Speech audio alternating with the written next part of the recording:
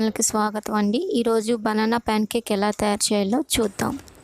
ముందుగా బాగా పండిన 2 పెద్ద అరటిపండ్లను తీసుకుని వాటిని ముక్కలుగా కోసుకుని మిక్సీ జార్లో వేసి నీళ్లు కలపకుండా చక్కగా గ్రైండ్ చేసుకోవాలి. ఈ అరటిపండులో సింపుల్ షుగర్స్ ఉండటం వల్ల ఇన్స్టంట్ ఎనర్జీ ఇవ్వడంతో పాటు ఇందులో పొటాషియం ఎక్కువగా ఉండటం వల్ల మంచి ఎలక్ట్రోలైట్ బ్యాలెన్స్ కూడా అవుతుంది.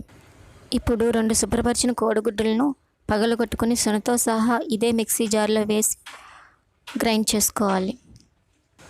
పచ్చసొనలో ఫ్యాట్ ఉంటుందని దీన్ని తీసి పాడేయడం లాంటివి చేయకూడదు. ఎందుకంటే అసలు కంటికి పనికొచ్చే ఏ విటమిన్తో పాటు ఫ్యాట్ సాల్యుబుల్ విటమిన్స్ అయిన ఏ, డి, కే, ఈ అన్నీ ఈ ఫ్యాట్లోనే ఉంటాయి. మరి ఇలా గ్రైండ్ చేసుకున్న దానికి దంచి పొడి చేసుకున్న బెల్లాన్ని ఒక 2 స్పూన్ల వరకు కలుపుకోవాలి.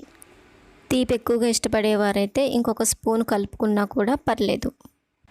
ఇప్పుడు దీన్ని కూడా ఒకసారి కలిసేలాగా మిక్సీ పట్టుకోవాలి.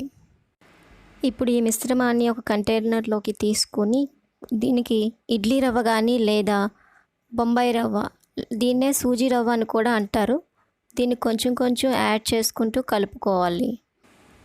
ఇక్కడ మేము 7 స్పూన్ల వరకు ఇడ్లీ రవ్వను కలుపుకున్నాము.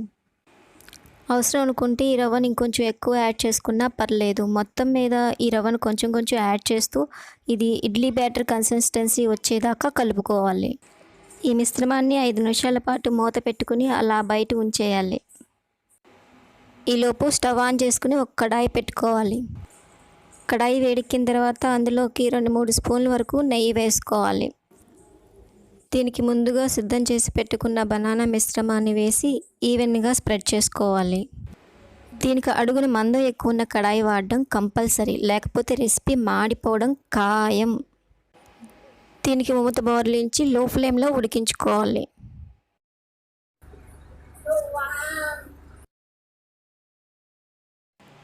దీన్ని మధ్య మధ్యలో చెక్ చేసుకుంటూ ఉండాలి. అవసరం అనుకున్నప్పుడు ఒక 1/2 స్పూన్ నెయ్యి కూడా యాడ్ చేసుకోవాలి.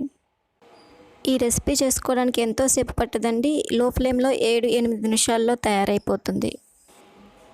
దీనికి చాకుతో కానీ లేదా ఫోర్క్తో కానీ గుచ్చినప్పుడు దానికి ఏమాత్రం అంటుకోకుండా ఉన్నట్లయితే ఇది పర్ఫెక్ట్గా తయారైపోయినట్టు లెక్క. దీన్ని జాగ్రత్తగా ఒక ప్లేట్లోకి ట్రాన్స్ఫర్ చేసుకోవాలి. ఇంతేనండి, మన ప్యాన్కేక్ రెడీ అయిపోయింది. దీన్ని చిన్న చిన్న ముక్కలుగా కోసుకుని పైన హనీ వేసుకుని వేడివేడిగా సర్వ్ చేసుకుంటే సరిపోతుంది. ఈ రెసిపీ చేసేటప్పుడు బాగా గుర్తుపెట్టుకోవాల్సిన విషయం మందంగా ఉన్న కడాయిని మాత్రమే ఉపయోగించడం. ఎంతో జాగ్రత్త తీసుకున్నప్పటికీ కూడా మాకు ఇక్కడ ఒక సైడ్ బాగా రోస్ట్ అయిపోయింది.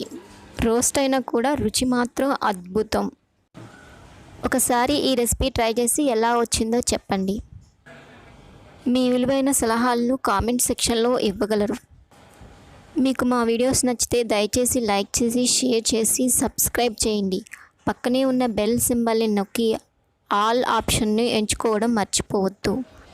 ఆల్ ఆప్షన్ని ఎంచుకోవడం వల్ల మేము చేసే ప్రతి వీడియో మీరు నోటిఫికేషన్లో పొందగలరు.